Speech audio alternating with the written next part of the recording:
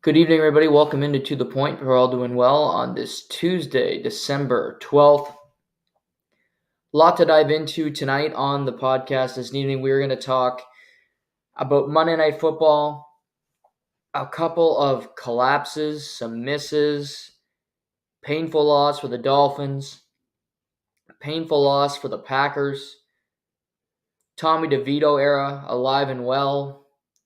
The family was taking over the entire city and his agent, who looked like a guy out of Goodfellas. Also tonight, we're going to talk about the Shohei Ohtani contract, the deferrals. How does this work? How much money is he making this season? I'm going to get into all of that. It's crazy. I've never seen a contract like it, the way it's structured. But we'll dive into that with Ohtani joining the Dodgers and why the Blue Jays never really had a chance to sign him based on this contract. Not that it's Toronto, although that's part of it. And people get really sensitive about that, so won't go in too much. If we got time, we're going to talk UFC, some awesome fights announced. So we'll also talk about that. But I want to start with the National Hockey League.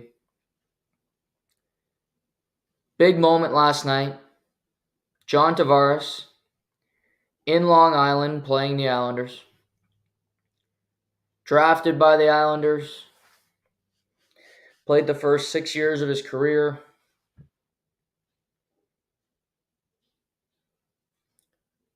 One of the best players in franchise history. And last night he became one of only 98 players in the history of the game have reached 1,000 points, and John Tavares joined that illustrious group. Incredible accomplishment. Great career. It's talked about a lot about his contract in Toronto, and if he could have it back, and while I don't think he's an $11 million player, I think he's been a really good Toronto Maple Leaf. He's kept everything at bay because he might be the most boring human being in the National Hockey League, and that's a league that includes Sidney Crosby. But he's done everything that you'd want in Toronto. He did everything you'd want in New York.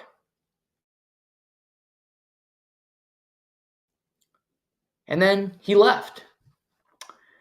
And why I want to talk about this, it was an Islanders-Leafs game that was interesting, competitive. Islanders win in overtime because the Leafs are going to play in overtime. We know that. That seems to be a given. But the result wasn't that interesting to me. Austin Matthews playing great. I actually thought the Leafs played a good game last night. Islanders were game. And Sorokin was a tad bit better than Ilya Samsonov, and that's just the way the cookie crumbles. And the Islanders are becoming a faster, better team, but I thought Toronto played well again, just like they did on Saturday. They got some holes on their back end. Connor Timmins remains not an NHL defenseman.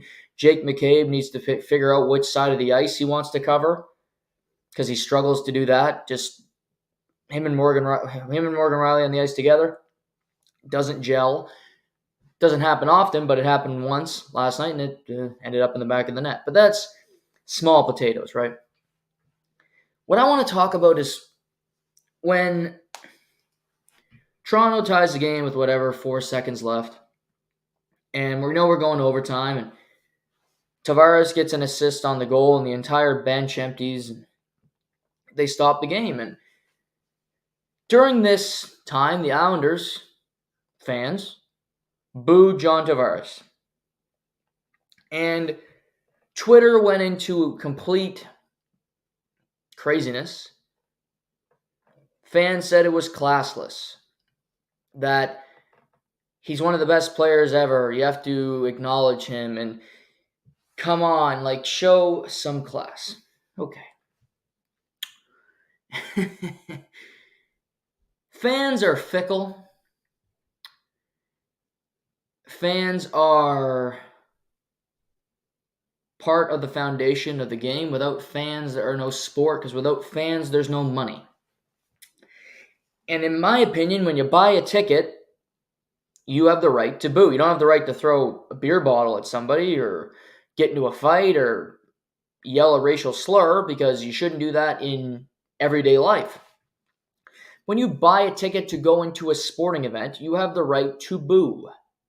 If you don't like a person, you boo them.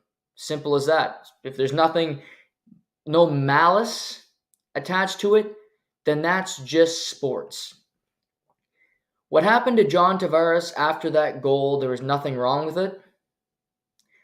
I don't understand why the majority of it said it was a classless move. I find it funny that a fan base, and I'm going to make this a Leaf issue, that a fan base, Maple Leaf fans, often when their team loses, tell their players that they're going to kill them. Or that Jake Gardiner should kill himself after a poor Game 7. And I guess that's a couple bad apples, and of course there's bad apples in every group. There's more Leaf fans in the world than any other team, so that makes them, just by proxy and by numbers, there are more idiots in the Leaf fan base than any other fan base. But booing John Tavares, he left Long Island to go to Toronto because he's from Toronto, but he hung them out to dry. He didn't give them the option to trade him to get something in return. It was, hey, at the last minute, I'm going to pick Toronto. And he took off. He could have handled it better. The exit could have been cleaner. It wasn't LeBron James, I'm taking my talents to South Beach with Jim Gray bad. But it wasn't perfect. Trade him at the deadline, get something brought in. Things can change. Matthew Tkachuk gave the Flames a heads up. I'm sure people in Calgary don't like him, and they have every right to boo him. But I don't care if it's 1,000 points. I don't care if it's 1 point. It doesn't change the moment. Because on home ice, you get a standing ovation. I'm sure Toronto might have stopped the game, given him a plaque, something. Felt like it was never going to end. But booing him in that moment, nothing wrong with it. Not classless whatsoever. It's a part of the sporting event. If that's classless, to quote Candace Owens, get a fucking helmet. Life's too short. If that's classless, you don't know what classless is. Come on. This was just the general theme. Oh, it's so unbecoming. How could you boo him in this? Fuck it, he left you. If you have a girlfriend, she cheats on you, she leaves you, no, I just left you, and she starts dating a guy a day later. You happy with her? She's chumming it up, and she's happier than she's ever been. She's posting it on Instagram. Are you just, okay, well, she's great. I wish her the best. When they get engaged, I'm so happy. No, you're not. Because you're a vengeful person, because we all are. And you might go, you know what? I hope they don't make it. Might sound bad, but everybody does it. If they didn't work out, I wouldn't complain. Male, female, doesn't matter. Happen to either sex. We're all a bunch of vengeful bitches. We all are. Islanders fans were envious that Tavares didn't get 1,000 points with their team. They were upset that he chose Toronto over Long Island. And after gaining exceptional status and having a great start to his career, he won one playoff round in his entirety of his career in Long Island. And since he's left, they've won 6. So who really won this trade-off? Maple Leafs won playoff round, Islanders 6 since the departure. But you still can boo. Not classless. Nothing wrong with it. I'll tell you what might be considered classless. I'm flicking around last night, can't sleep, watching Avalanche play the Calgary Flames, and it's a backyard football type game, just goal after goal. Nobody can make a save, poor defensive plays, but it's a fun watch on a Monday night. And I get to the end of the game and I'm drifting off and I wake up and do a bit of reading. Mikko Rantanen, who normally isn't exactly Mr. Hot off the presses, not exactly Mr. Give me a great quote, he did his media scrum, then went back and talked to the media and said, you know what really pisses me off, guys, is when outsiders, when parents start chiming in on my play. And he was referring to Arturi Lekkonen's father, a fellow Finn, who'd been criticizing Rantanen in the media in Finland. Now, Arturi Lekkonen's father, does he have the right to think Mikko Rantanen has been playing well? Sure. But I grew up with a family that loves sports. I went to so many games with my uncle, so many games with my parents. And I think back to sitting watching games with them, watching my cousin Sawyer, watching my cousin Tally. My sister Tally, pardon me. We all had players on their respective teams that we didn't think were all that great. And we would voice that frustration to one another in the car ride home, in the intermission, in the corner where nobody can hear you. But it was subdued. It was controlled. It was not in an environment where everybody can hear. My father, passionate man, I think he, critiqued my sister and I's game harder than any other kids, which he should. He's a parent of us, not the other kids.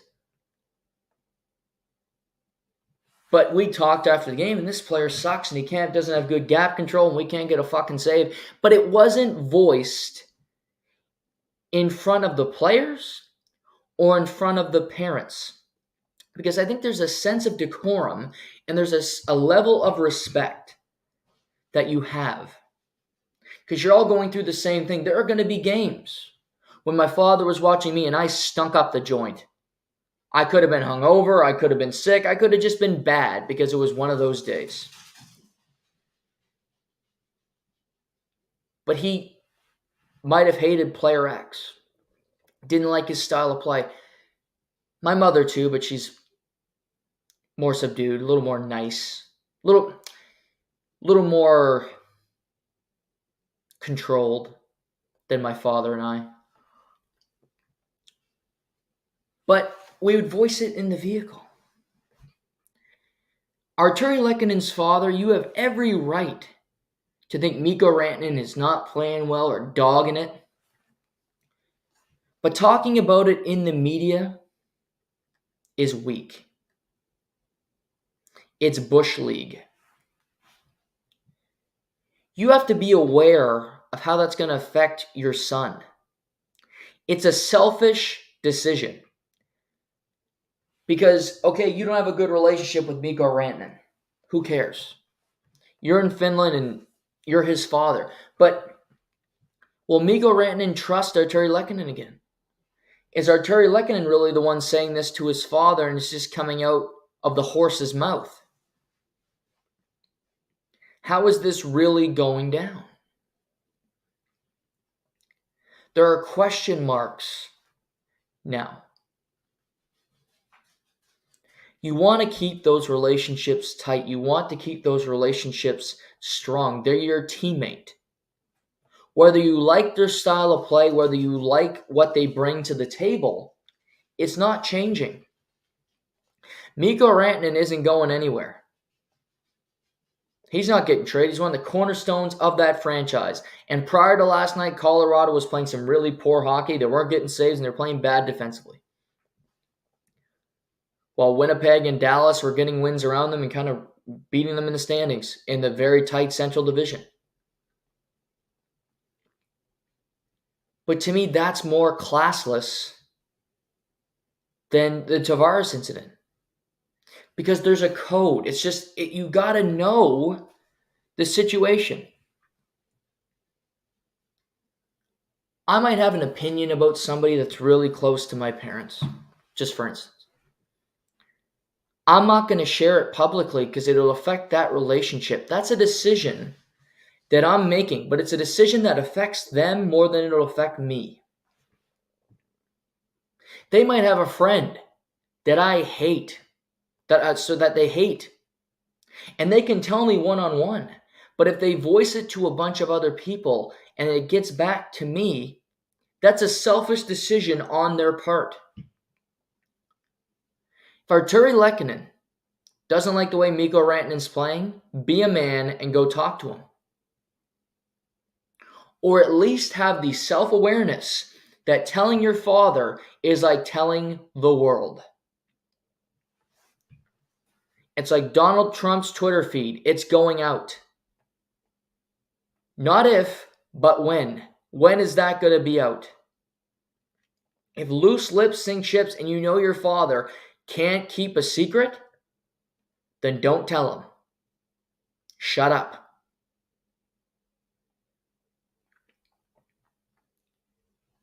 This became a story because Rantanen made it a story. I'm sure that insiders don't follow Finnish media. But he brought this up and it becomes a team issue. And it might not be Lehkonen whatsoever. But all I know is normally you vent your frustrations to people you trust and people who are close to you. You don't vent it to a stranger. And normally, your parents at the top of the list. In particular, if they're at the games or you play a game, you call your parent, that's who you hear from. That's who hear your frustrations, you hear them. But there's an understanding that what you say to them does not leave that conversation. In more than just this environment, but when you're talking about teammates, it's important to have that outlet. Because you need to. You're frustrated with somebody. You're frustrated with your play. Whatever it might be. It's healthy. It's not healthy that what you tell them gets out. Because they might not be a shrink, but they chose to have kids. I tell that to my mother all the time. If I piss her off sometimes or I'm making jokes and just being myself, which can be irritating on the best day, say, hey, you chose to have me. Your call. Could have just, skipped me and had Tally, I guess. Or had no kids, which would always be my choice. So why would you want kids? They're gross. But I'm sharing that with you all, even if you have kids, I think it's a safe space. And you're not going to tell anybody else. You're not going to tell the sensitive people with kids because then that would violate our trust, right? So I appreciate you doing that. Appreciate you keeping it in the inner circle because I don't want parents coming at me because there's a lot of them. And they suck. But good on Mikko Rantanen for rigging this up. I like that he did. Before we get to the suspensions, Pacific Division, the Western Conference. To quote LeBron James, it's top heavy as bleep. The Pacific, you have the Golden Knights, obviously fresh off winning the Stanley Cup. Vancouver, who's had a better start to the season than anybody could have pictured. You have the Los Angeles Kings, who are playing great hockey, and they've only played 25 games. After that, you have Calgary, Edmonton. But here's the thing. Calgary's played 28 games. They're under 500. Edmonton is completely 500. They have 25 points in 25 games. They've won 7 in a row. They're playing great hockey. They're getting a save. But you have the Sharks, who stink. You have the Ducks, who have lost 11 of their last 12. And the Kraken, who have lost 8 straight. It's those 4. And I think all 4 of those teams are going to make the playoffs in the Pacific Division. Kraken are done. I'm ruling them out now. Too many injuries, too much inconsistency. They're not getting the goal scoring. The goaltending, Grubauer, is completely out to lunch. And the Anaheim Ducks had a great start. And they're going to have another season where can they trade John Gibson? Is somebody going to take him?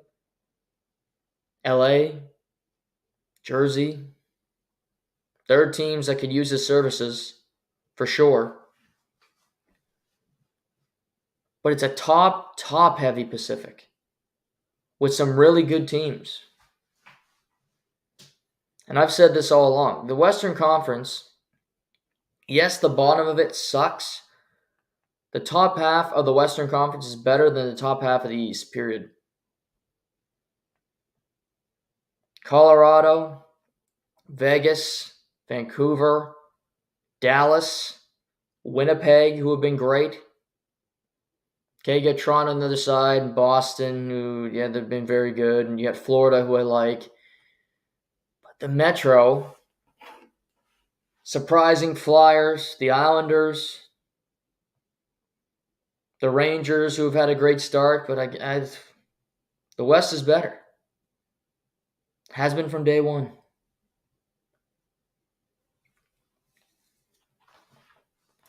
East gets more notoriety because people go to bed before the West starts, but it doesn't change the fact that the conference is tougher. Might sound crazy, but I'm not. But I want to talk about that because the top half is very, very good. But Kraken, Ducks, your season's over. Done.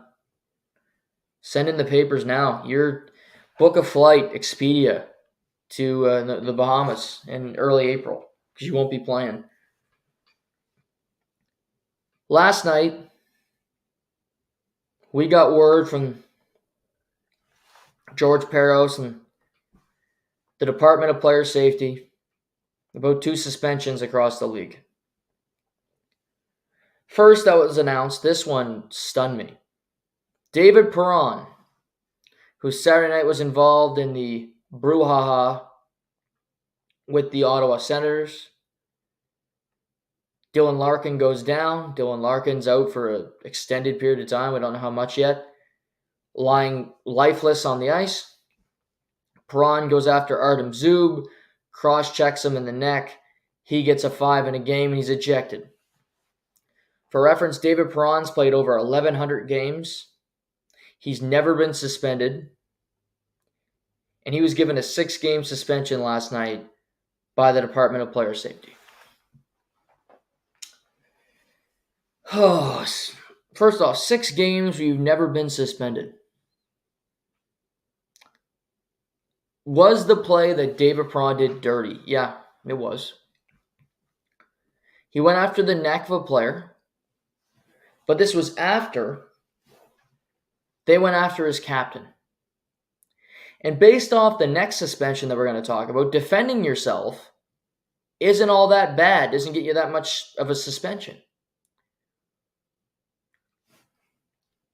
David Perron acted like a veteran and acted like a leader in that moment because he saw his captain laying on the ice with Artem Zub and Matthew Joseph doing whatever the fuck they could do to Dylan Larkin. Did it happen on purpose? I don't give a shit. It happened. Accidents happen. Okay. Accidents happen. And guess what? He was still injured and it was a dirty play. An accident happens when your stick comes up and you clip somebody, then the refs go back and review it for 3 minutes and say, oh, it's a 4-minute double minor for high sticking. It was an accident, but it happened, and it's a 4-minute power play. I don't like setting a precedent that if you go defend a teammate, you're going to be suspended. While Matthew Joseph gets sweet fuck all for knocking the captain of the Detroit Red Wings out for a TBD amount of time. Matthew Joseph is a good player, but it was a dirty play by him first. I always heard 2 wrongs don't make a right. Well,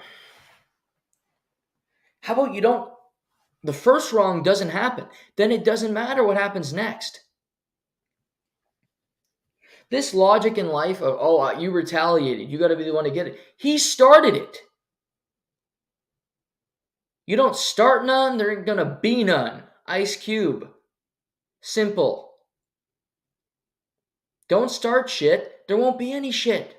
Matthew Joseph initiated this play by knocking out Dylan Larkin. David Perron said, enough, I'm going to go attack one of your players who was also involved, because you hurt my captain.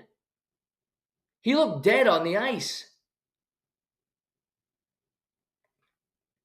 Never been suspended.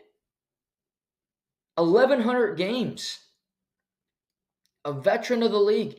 He's going to appeal this, and he should win the appeal. I think it's going to be thrown back to 4. That's my guess. Because getting 5+ when you've never been suspended is nuts. It's also not lost. I mean, George Peros is doing this, and George Peros, former fighter, former tough guy, dirty player. But this is stupid. I'm going to go defend my teammate, and then you get a 6-game suspension? Bullshit. Was it? Okay, give him 1 or 2 game suspension. I'm not, okay. Was it dirty? Yes. Fully admitting that. But he's never been suspended, and his captain's knocked out, and their season could be done. Ugh. Next up, Eric Goodbranson. If you're not familiar with this, Sunday afternoon, Florida Panthers forward Nick Cousins chasing Goodbranson back. They're going to the end boards. Nick Cousins does it's about a half reverse hit on Goodbranson. Goodbranson goes in the boards a little sideways. It was not a check from behind. It was at the worst boarding. I don't think it was a penalty, quite frankly. 2 guys going for the puck, and Nick Cousins did not push him in, did not slew foot him. He had body position, and Goodbranson went in. My take on it. Goodbranson was pissed. There's audio, him on the bench saying, I'm going to get him. Next shift, he's mine. And the next shift, he says, screw the puck, grabs Nick Cousins, throws him to the ground, and gets about 5-6 punches in just on a turtled, kind of defenseless Nick Cousins. He didn't like the hit, and he defended himself. And Eric Goodbranson got a 1-game suspension. So Goodbranson felt wronged, and he defended himself. Gets 1 game. Perron's defending a teammate. He gets 6 games. Goodbranson could have killed Nick Cousins. He's a huge man. He was just like punch after punch with him on the ice. Completely away from the play. Goodbranson's been suspended before too. So he has a history with the league because that's based into the suspension. It's not lost on me. Goodbranson gets suspended for something to do with a fight and he only gets 1 game. Perron not involved with the fight, he gets 6.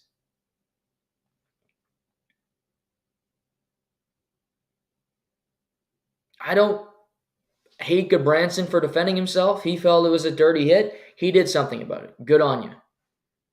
Was pissed off, and he lost it. What I don't like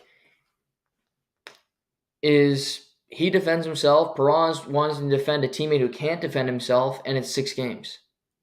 And Goodbranson was the risk factor for Goodbranson was a hell of a lot more than David Perron. A hell of a lot more. Here's the other thing, too. We're still waiting here on Ryan Strome, who went knee on knee with Kyle Connor. I haven't heard anything yet. I'm surprised. Kyle Connor's out 2 months. Has 16 goals, great start to the season. Winnipeg's playing great hockey. Arguably, you could argue he's their best player. He's gone for 2 months. That's going to really hurt them because they don't have as much depth as other teams. So Ryan Strome on the Ducks, who suck, we just talked about, their season's done. He injures Kyle Connor. Whatever the suspension is, it won't be worth it because Kyle Connor is worth more to the Jets than Strome is at any time to the Anaheim Ducks. And the fact that it happened Sunday, we haven't heard anything, he very well might not be suspended. He might skate. And based off the other 2 results, he shouldn't. Based off the other 2 suspensions, no way. No way.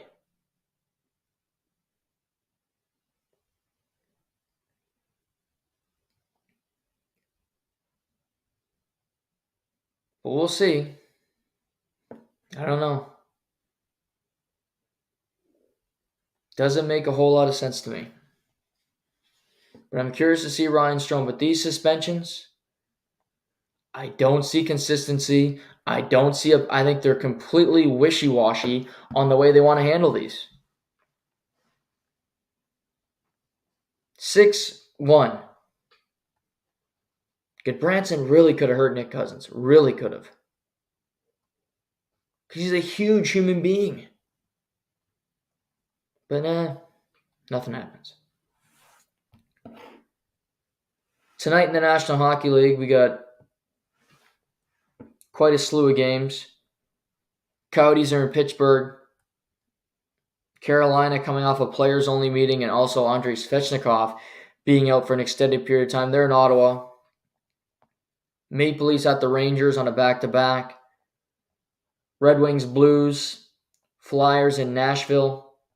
Connor Bedard versus Connor McDavid for the first time this evening. Flames in Vegas.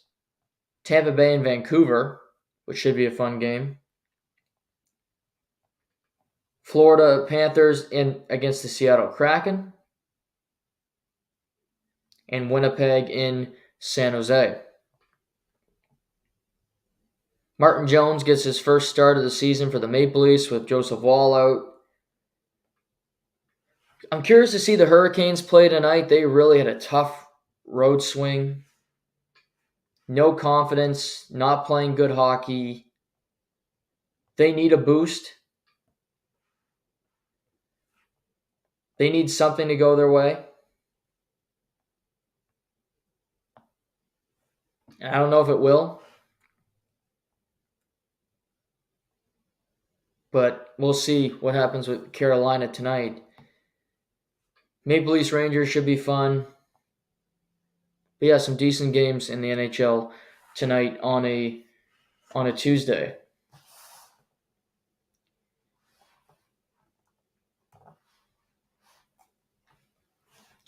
I want to bring this up.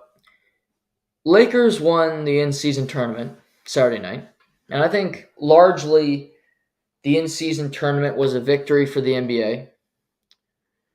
I think they should break it into easier to follow groups next year. I think they should make winning it mean something more than just $500,000.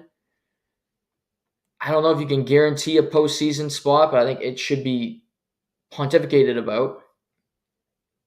At least you make the fight. You win it, you're guaranteed. You're at least a play-in team. I think they can up the stakes, make it more interesting, because I watched the semifinals. I watched the last game. It was entertaining. Anthony Davis was great. LeBron. I like watching the Pacers because they play great offense, absolutely no defense every night. But this event, if you won the in-season tournament, would you hang a banner? Well, the Lakers are. It might be tonight or could be next week. I know it's a Tuesday. It might be next Tuesday. Might be wrong about that.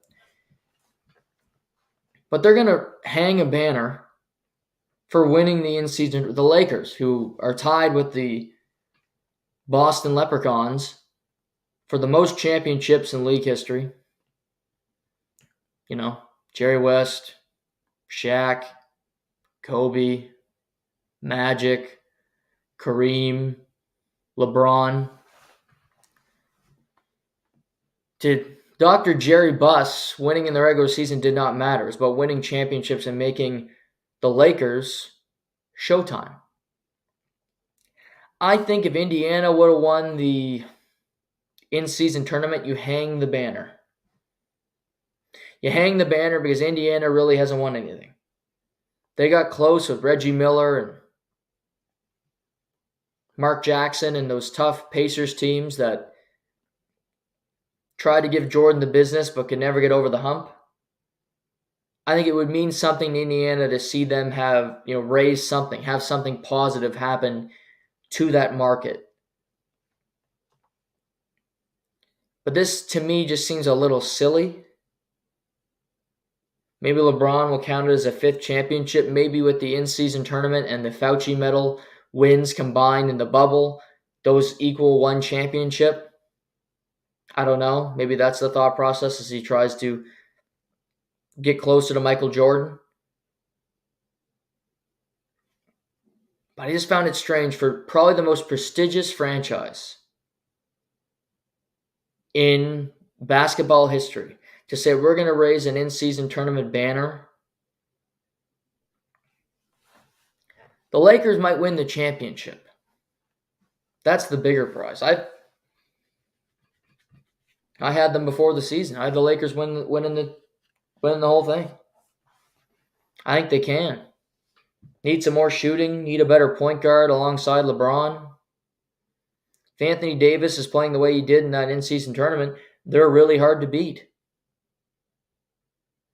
He played like the man. He played like the best player on that team. LeBron was good, didn't have to be great. Which is the way it should be with LeBron at age 39 and season 21. He shouldn't be expected to be the best player on the floor every night.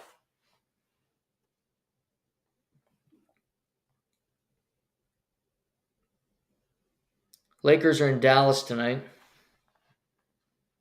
Status of Kyrie Irving's up in the air. Injured his ankle on Friday. Hasn't played since. Two fun teams. Seeing Luka go up against LeBron.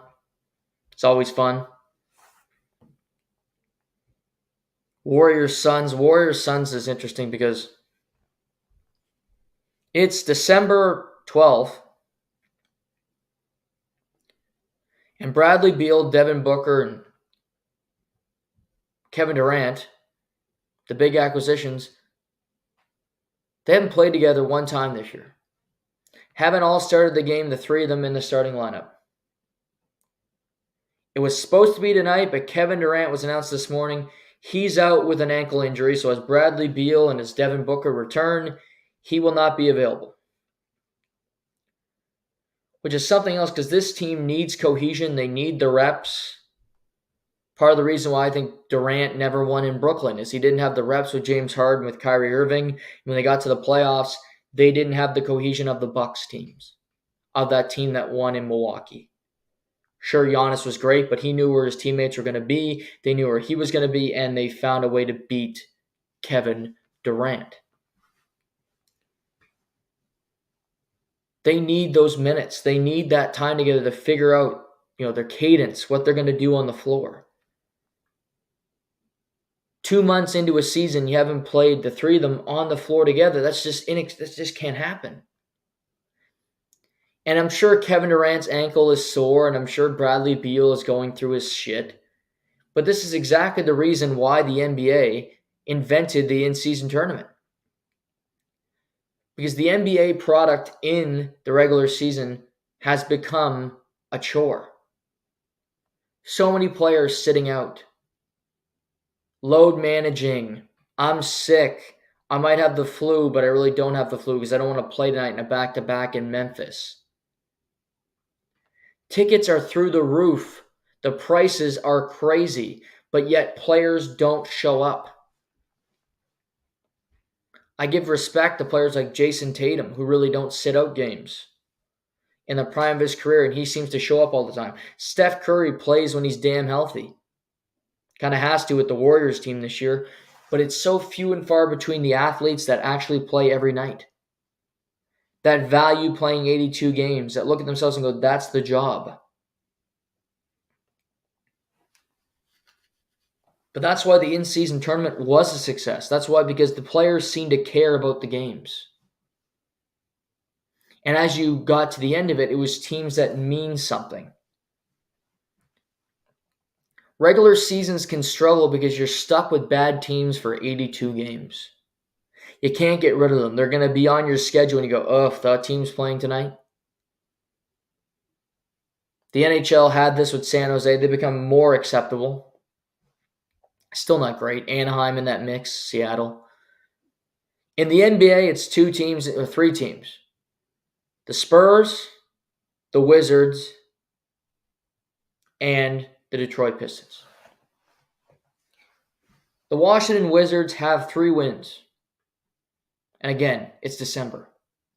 And one of those wins came against the Pistons, who have 2 wins. Pistons have lost 20 straight games. The Spurs have lost 17 straight games. You can't make this up. This level of incompetence. Pistons are 2-21 on the season, on pace for 11 wins. The Wizards are 3-19. They lost by 45 points last night in Philly. And the Pistons have to play the Sixers twice this week. While the Spurs are 3-19 as well, and they lost to the Rockets.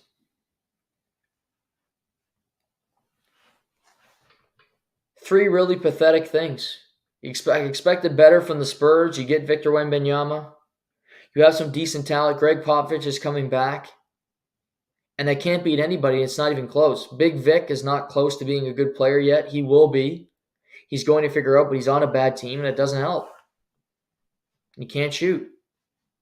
Plays good defense, but offensively, he's a train wreck. The Pistons have Cade Cunningham. He's been okay. He hasn't been perfect.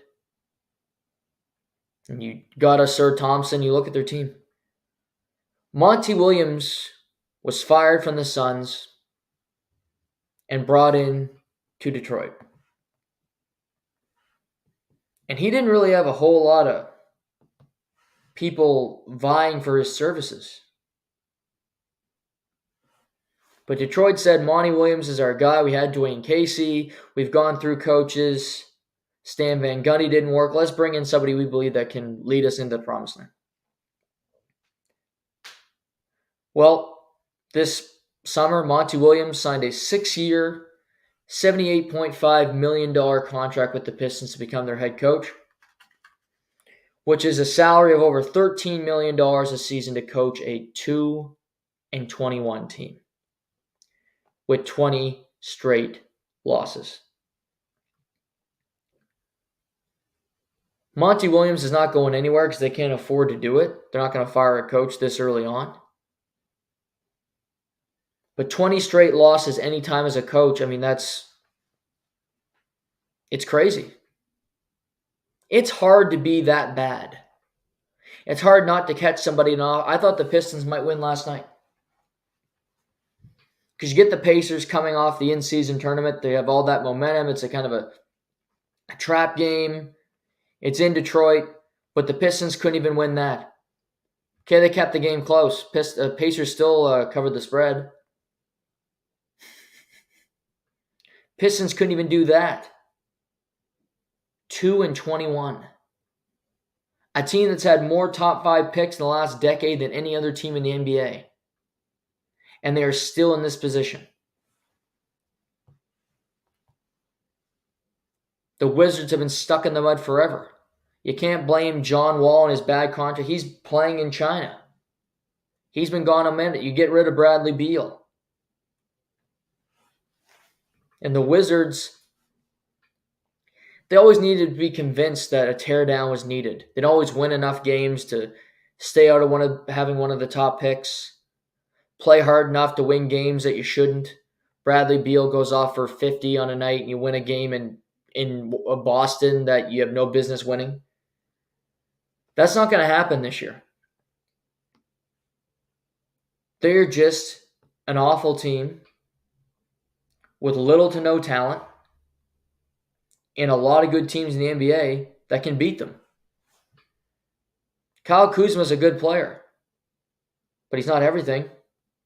Jordan Poole sucks. Kispert, Koulibaly is a solid player, but he can't really shoot. Danilo Gallinari playing fewer and fewer minutes as the games go on. Landry Shamet's on that team not getting minutes. I mean, Embiid went 14 for 20 from the field last night. 4 for 4 from the three-throw line. Maxey, 8 for 13. Pat Bev had 12 points in 11 minutes. 4 for 6 from the floor. House off the bench, 3 for 4. Markieff Morris, 5 for 6. Reserves, just bench bit pieces, do whatever the hell they wanted on your team. Doesn't help the product. Now, the Raptors aren't a great team, but they're better than those teams. But they lost again last night in the Garden. They dropped to 9-14. Rumors floating around that Siakam could be traded soon. Scotty Barnes is being labeled as an untouchable. Masai Ujiri had this aura about him. Had the balls to trade for Kawhi Leonard. Had the balls to let Kyle Lowry walk. Had the balls to trade DeMar DeRozan after the day before telling him you're not going anywhere. Since then, he's had the balls the size of Justin Trudeau, which are none. Doing the status quo, keeping the same group, drafting Grady Dick, having a bench full of guys that really we don't know what the hell the position that they play. Is Precious Achua a power forward or a center? I don't know. To me, he's not big enough to play a center defensively. Dennis Schroeder, ball hog, doesn't pass. Who could have figured that one out? Trading for Jakob Poeltl and then re-signing him.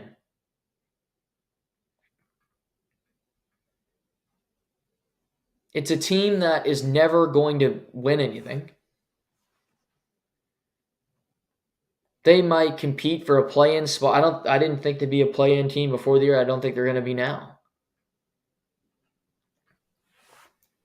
But you just hang around, you think this is what you are if things go right. You hire a new coach in Darko Rakovic. He looks a little above his skis. It's early, but it's, to me, cost him being questioned about his rotation, not knowing what he's going to do. He's just kind of looking around going, I don't know. We'll figure it out as we go here. We'll see when I give them a few more games of losing basketball. We get a lot of basketball to play, obviously. But you look at the conference. Raptors are in there with the Bulls, who aren't a good team, who I think are going to be huge sellers. When Zach LaVine's healthy, he'll be traded. DeMar DeRozan, who hasn't been traded the last couple of years, I think he will be by the deadline. The Hornets stink. So what might happen to the Raptors is the teams below them are not any good. 3-win Washington, 2-win Detroit, 7-win Charlotte, who they lost to last Friday. They're not going to be in the mix. So they could make the playoffs by default. The Atlanta Hawks are 9-13. But again, the Atlanta Hawks are not a good barometer because the Atlanta Hawks are not a great basketball team either. Mr. Trae Young get the ball every time, bring the ball down the floor, and probably make the wrong decision. These two teams play tomorrow night.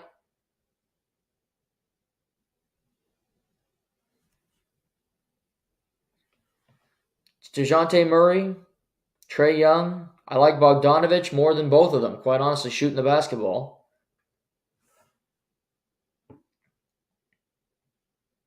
But can they be a play-in team? Maybe.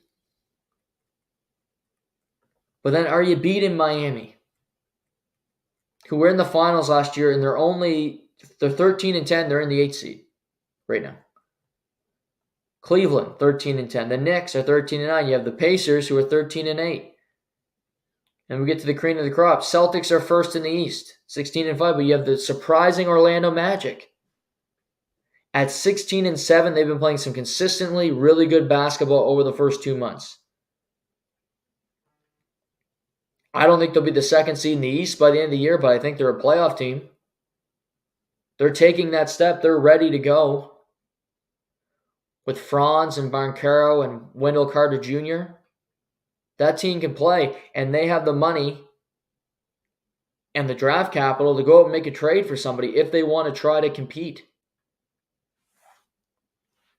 Because while Boston's really good and Milwaukee has Dame time with Giannis, and the Sixers are good, but again, do you trust the Sixers? I think the Magic can, it's not a crazy season for them to go, hey, why not? Why can't we do this? Why can't we trade for Pascal Siakam? I think he'd help that team. I don't think they need another defender. I think they have enough good defenders on that team. Siakam could help.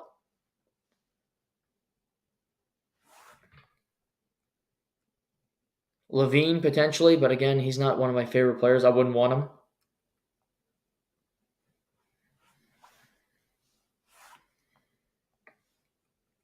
But just kind of middling, just hoping for everything to go your way isn't going to work. It takes time. It took a while for the Timberwolves, who are first in the West. But you get Anthony Edwards and you hit on him as a draft pick because he's a superstar. I think the Raptors are hoping that Scotty Barnes has a little bit of that upside in him, and it takes a couple of years and he breaks out. OKC in second. They got Shai Gilgeous-Alexander, who won the formerly named Lou Marsh Award yesterday. It's now the Northern Horizon or something stupid. I don't know why they changed the name. But we change names and we change stuff now for no good reason, so that might be why. Mavericks are in third. Well, Luka, Kyrie have actually played pretty well together. Denver in fourth with Jokic. Sacramento took time, but you get De'Aaron Fox. You build some good talent. You have the Lakers, who are there as well. I'm sure the Raptors would love Shai Gilgeous-Alexander to come home. And they cheer him. And OKC would probably boo him when he went back to OKC, like Long Island did to Tavares last night, but he's from Hamilton. He's one of the best players in the NBA, period. Great shooter, clutch performer. They got a good team in OKC, and they can get better. Will they spend the assets? That's the question. They should, because Chet Holmgren is already getting a whole lot better. He's getting better by the game. And Lou, they can trade away some pieces and keep that team competitive. They were a playoff team last year. I think they're going to win a playoff round this year in Oklahoma City. They'll at least take that step.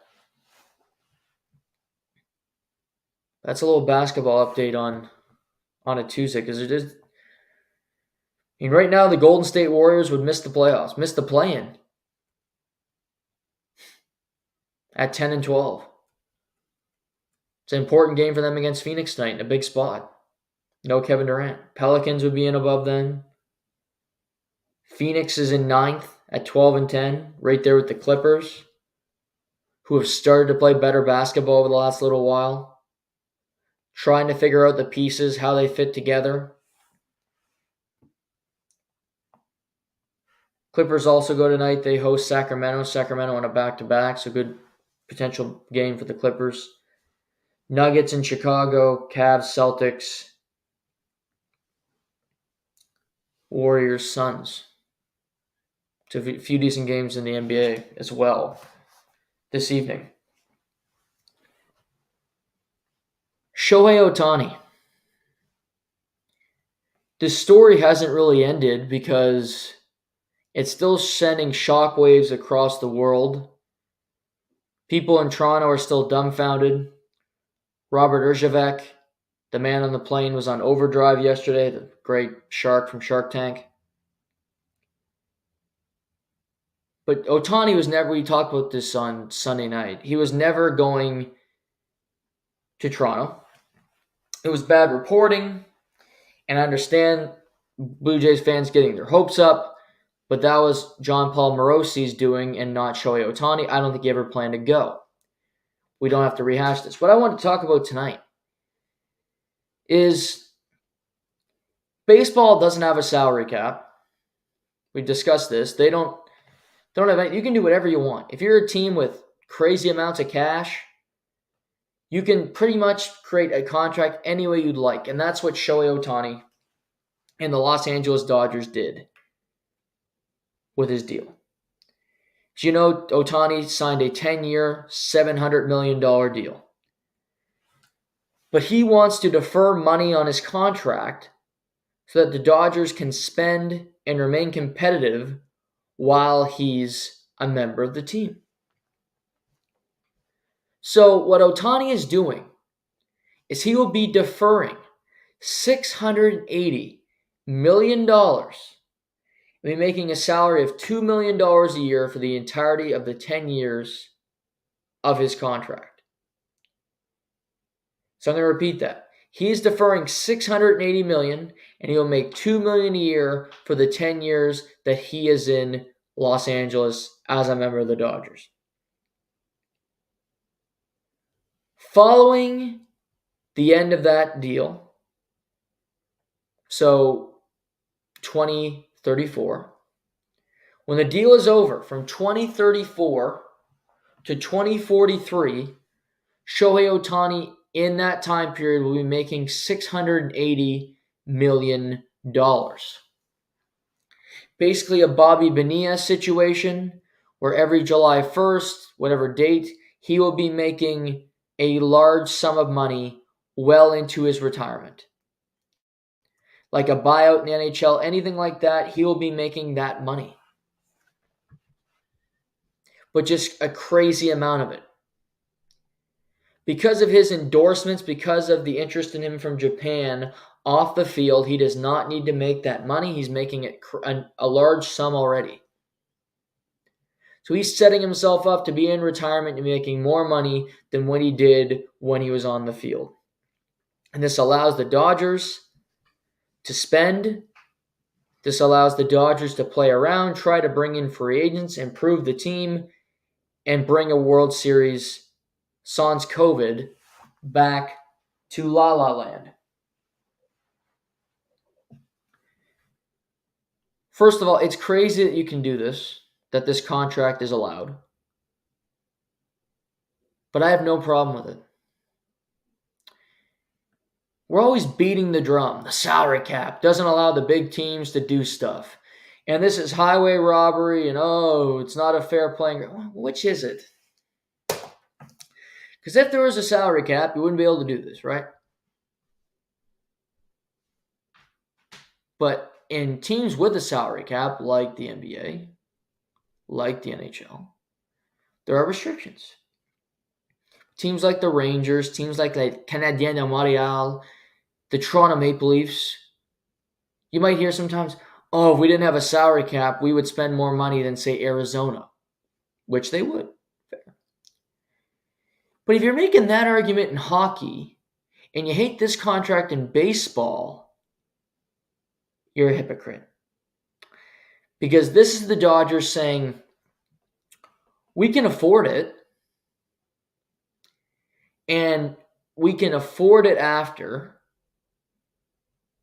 and we can try to be competitive now to put asses in the seats, to sell out, to sell beer for a crazy price, have some winners, have some playoff gates during this 10-year period. Maybe we can win 2 World Series in that 10 years, potentially, maybe more, if everything goes well.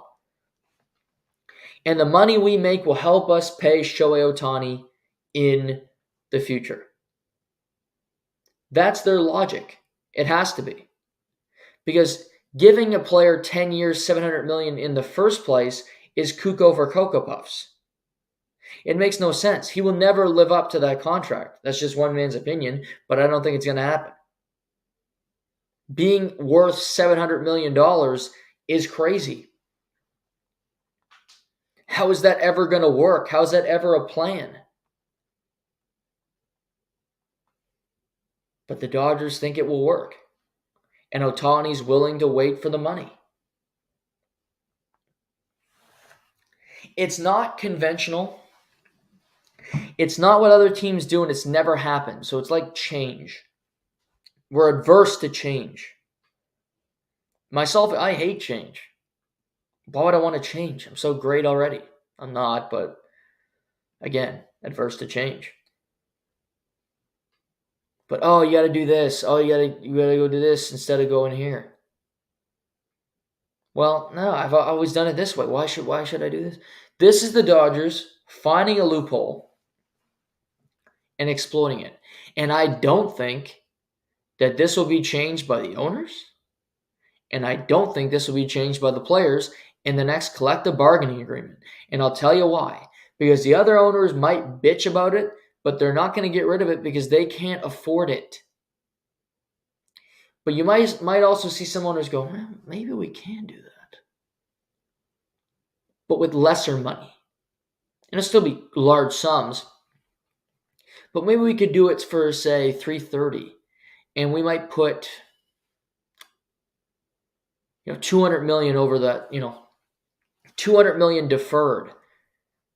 They get the money after, we help them get some endorsements with the team. They're making a good check outside, some NIL type money. And we help build the team. We help make them better. It will not be, because there's no other Shohei Ohtani. Nobody hits and pitches. So the number 10 years, $700 million, it's not like you're resetting the market because nobody is going to come close. Aaron Judge just signed. Bryce Harper. When Vladimir Guerrero Jr., Bo Bichette, when they become available, it won't be anywhere near this because they only do one thing. And they don't have the star power, and they do not have the pull of a show. They don't have the unicorn persona. So it's a complete anomaly. Completely. Where nothing will be like it. You can't say, I've seen this, because you haven't. It's a completely new circumstance that we have no idea that this is going to happen, that this is no idea this is the way it was going to transpire.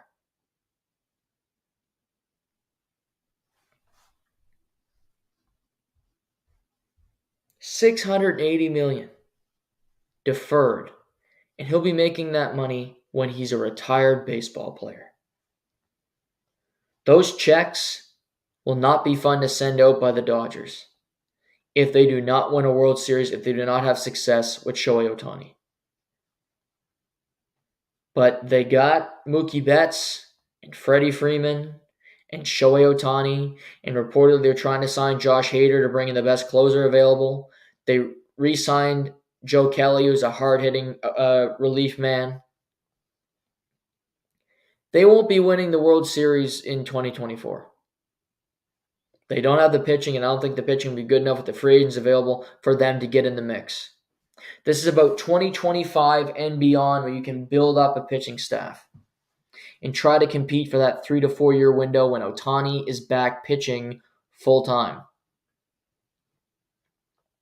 Next season, if you win the division and you go to the postseason, that's a plus. But if you go on FanDuel Sportsbook and betting on the Dodgers, it's a sucker bet. It's not smart. You're giving your money away because they're not going to win. I'm going to go look just for the fun of it right now. If I can find MLB on here.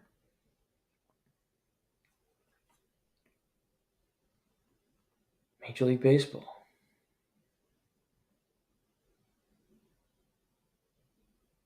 Baseball, here it is.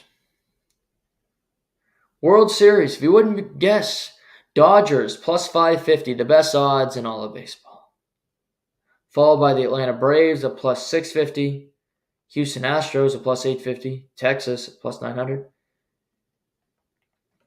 Yankees round out the top 5. The way the Yankees pitchers look, Dodgers pitching looks, not betting on either of them because they're not good enough to do it. And I probably wouldn't bet on Houston either because I think that, they're going through a change, new manager, new general manager, different team. Last season of Bregman's deal coming up. There'll be some changes in Houston. Sometimes you can lose it quick, but it just isn't there for these players. Maybe they take a Golden State type drop off this year after all their incredible success over the last number of years. But Shohei Ohtani setting a new standard, and I think creating food for thought for teams around baseball who can afford to do this for a lot less money. If you can find a revenue source, if you can find endorsements that are going to pay your player a very good sum of money that they aren't worried about the $100 million down the road, you can make it work. But that player has to be motivated to do it because he wants to win. And I wouldn't sign a player unless I knew he wanted to win 100%. And you need to have the finances and believe that you can do it and have the right front office that can build a champion. If you don't have those ingredients, then there's no point to deferring it, and there's really no point to signing that player other than if you're just signing a player because you feel like you have to with the media or the fans because people are upset with you, which is a stupid way to run business, and you're not going to win anyway. Doing anything to appease other people and not yourself, not doing something just to augment your view, augment what you do for a living, you're screwed. Getting nowhere with that attitude. Because it's a loser's race. Marcus Stroman, Cody Bellinger, Matt Chapman, Blake Snell all remain available. The only move in Major League Baseball today was Seth Lugo being signed by the Kansas City Royals, former pitcher with the Padres and the Mets. 3 years, $45 million. Royals needed starting pitching, said they want to be aggressive. I think they're still in on Marcus Stroman, but they spent some money. We might be a January thing now. Couple weeks till Christmas. Less than 2 weeks now. So we might go through the holiday season. You might see, guys return in January, have some talks, and see where they want to go. The trade market could also be a destination. Because giving Cody Bellinger a pile of money would scare the hell out of me because I don't trust him one bit. Giving Marcus Stroman more than a 1-year deal, no interest here. Blake Snell, also worried because I only think he can throw a certain amount of innings per season, which isn't all that appetizing to me. Josh Hader, I'll take. Josh Hader, I trust him. He can close a ball game just about as good as anybody in the league. Or maybe we'll see some signings after Yamamoto decides where he wants to play. I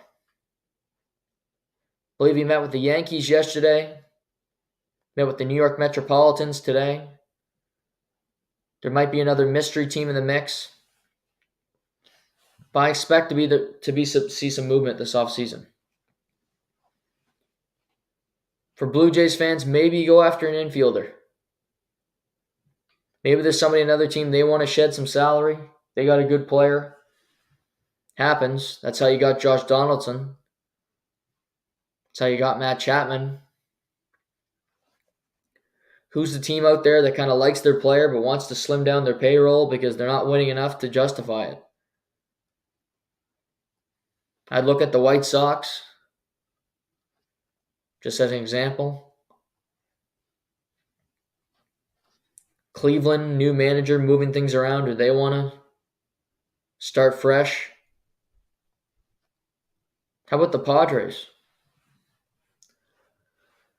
Padres trading Juan Soto. What if the Blue Jays traded for Manny Machado? Is that out of the realm of possibility? You might argue he's not as good as he once was, which, okay. But you need somebody to play third, and I think he's a better bat than Matt Chapman, certainly, than Santiago Espinal, anybody really on the open market.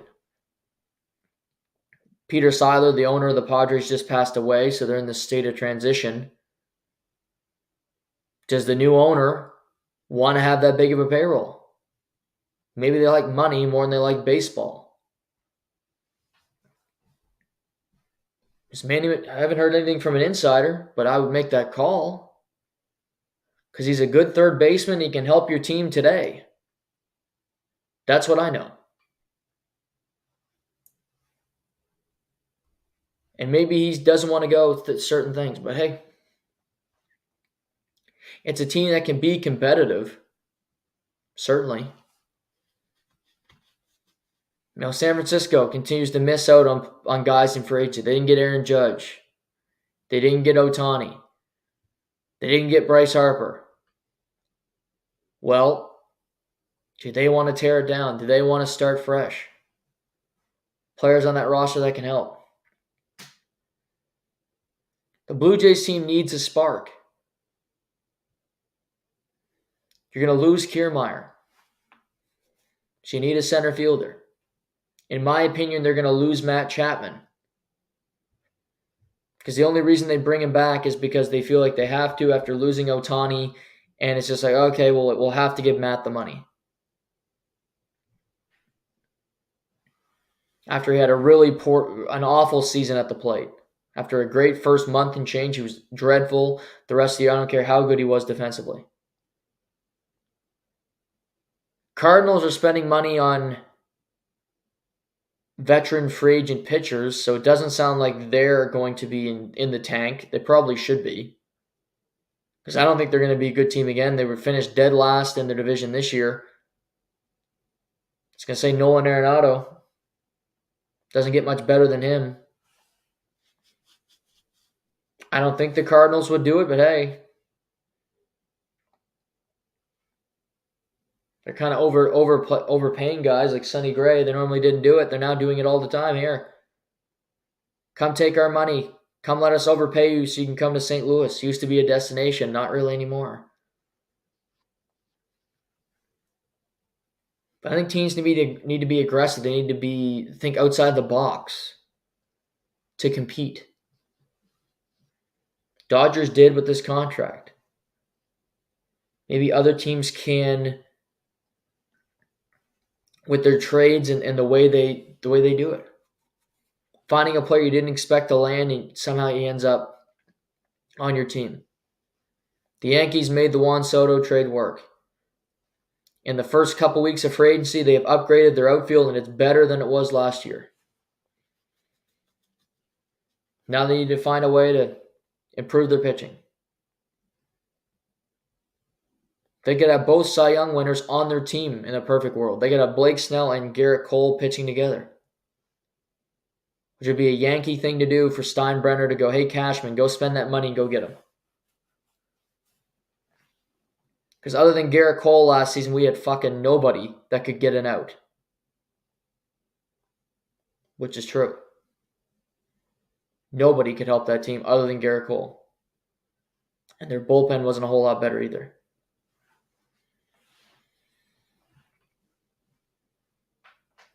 But baseball rumors, baseball things will continue to happen.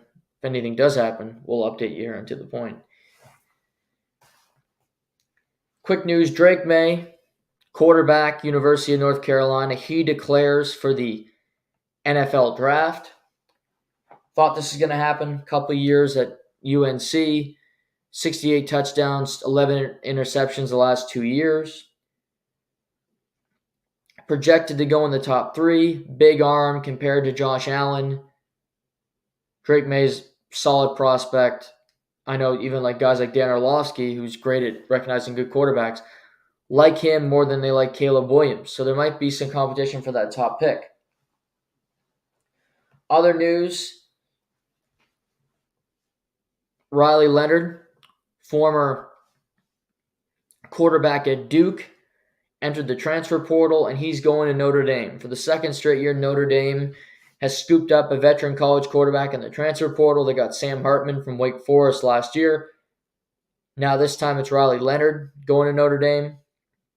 So back-to-back years with transfer at quarterback. We saw this year the 3 quarterbacks who were nominated for the Heisman were all transfers. Bo Nix transferred from Auburn.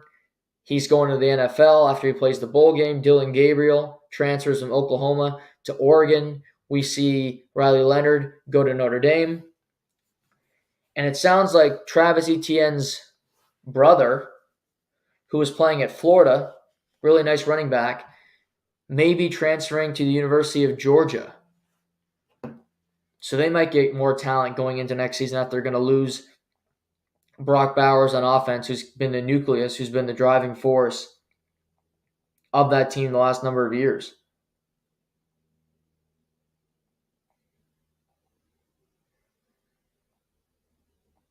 But there's over 1,100 kids in the transfer portal. It's completely on fuego. It's crazy what's happened, the way this is going.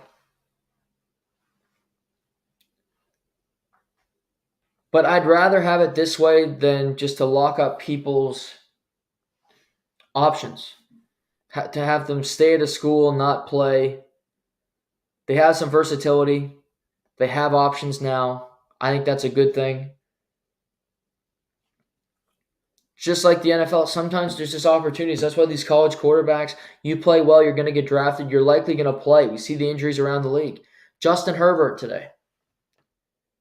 Justin Herbert hurt his finger on the weekend.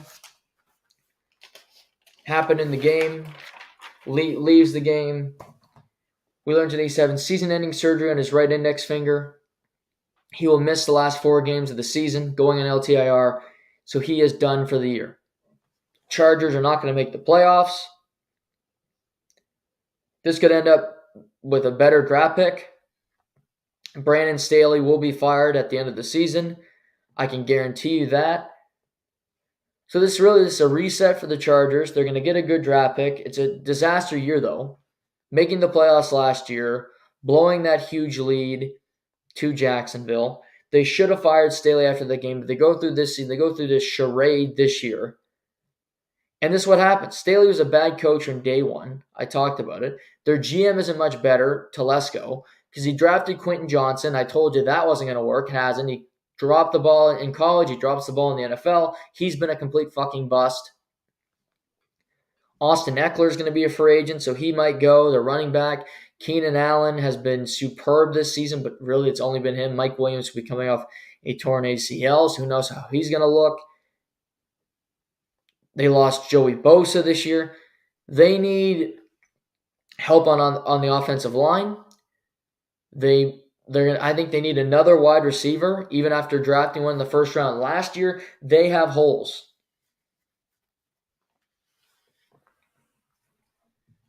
If they could somehow drop and pick Marvin Harrison Jr., that would be perfect for Justin Herbert. I think Marvin's going to go earlier than that in the draft. But that would be a match made in heaven. His big arm with a receiver that can run the complete route tree with Keenan Allen wouldn't get a whole lot better. But I think the Chargers need to start thinking now. Their owner needs to go, is Telesco the GM to lead us into the future? Is he the guy to do it? Brandon Staley sure as shit is not the head coach. So start looking now. I'd be calling Jim Harbaugh. Because I want Jim Harbaugh to leave Michigan and come coach my team. I also think the Chargers are going to kick tires on Bill Belichick because I think Bill Belichick is leaving the Patriots after this year. Could he go coach the Chargers? Why not? They have a great quarterback. He can figure out the other side of the ball. You make it work. Maybe they'll just hire Kellen Moore, who there's offensive coordinator. I wouldn't do that, but again, it's the Chargers. They make stupid decisions. They've been doing it for 20 years. But that's the news on Herbert. Last night, 2 upsets. Giants beat the Packers. Titans beat the Dolphins in Miami. For the Giants, Tommy DeVito era is officially on. They've won 3 straight. He's riding the momentum. His agent looks like a guy out of Goodfellas. Kissing babies, kissing the family in the stands, having a great old time. Tailgate before the game, handing out, gabagool to everybody who wants some. Jordan Love didn't play great in the first half. His receivers couldn't make a catch in the second. They were missing a lot of players on defense, and the Giants ended up winning. Giants are now in the mix to make the playoffs in the NFC, as crazy as that sounds, because every team seems to be 6-7, which the Packers are. They currently occupy the final wildcard spot in the NFC. AFC, Dolphins, 14-point lead with 2:59 left, and they blow the game. Gutsy Mike Vrabel to go for 2, which he did. Will Levis was huge down the stretch. Xavier Howard could not stop anybody, giving up chunk play after chunk play, and the Dolphins' defense didn't show up. Here's the bigger thing for me. Tyreek Hill covers up wounds. You could be watching a movie and you go, well, is that good? But Robert Downey Jr. is in the movie, so actually it was pretty good. Then you leave the theater and you think about it, and you're like, well, was that really a good movie? You're like, well, yeah, Robert Downey Jr. was in the movie. You're like, yeah, well, it actually sucked. Just Robert Downey Jr. is so fantastic. Tyreek Hill is the MVP of the league still. I think it only helped his chances last night because he was injured early and their offense went to complete hell. They could run the football, but Tua could not find anybody down the field. They turned the ball over twice. Stupid decisions. He probably could have thrown 3 interceptions last night. Tennessee Titans defenders just dropped the ball. They might have had a 14-point lead, and that's on their defense. But for 3 quarters, they couldn't score. Their offense was putrid. It was dead in the pass game. To me, without Tyreek, it just tells me they can't win jack. He's that big of a difference for that team. So Dolphins are 9-4, but I don't trust them. They're the last movie nominated for the Academy Award because you need to have somebody. You need to have something in there. It's Emmy season. Oh, that show got nominated. We need to have a certain amount of shows per category, and that one just got thrown in because we needed something. And while the Dolphins have their problems, they're still in the mix because the AFC is full of frauds. And as I said yet on Sunday night, there's only so many good teams. There's not many of them. 3 of them are in the NFC. I don't trust any in the AFC. And with the Dolphins losing that night, last night, the Chiefs still have a chance at the number 1 seed, and they're not a good team either. They're averaging 17 points a game. But they could lose this week to the Patriots. Who the hell knows? It's all the way up in the air. Chargers Raiders on Thursday. No podcast tomorrow. I got a Christmas party that I have to attend. So doing that. We're back Thursday. We'll talk about lots of stuff. I want to get to UFC on Thursday. Didn't get to that today. We'll talk about that on Thursday, which will be good because some interesting thoughts. We'll talk about UFC on Friday too. So we'll do the betting lines for UFC 296 this weekend because that card is shaping up. Oh, what a card it is. Can't wait to get into it. And all that's happening leading up. We'll react to the NHL games over the next 2 nights, some NBA news, and whatever else happens in the world of sports. So, thank you for the support. Thank you for tuning in as always. I'm your host, Noah Warren. Talk to you soon. This is To The Point.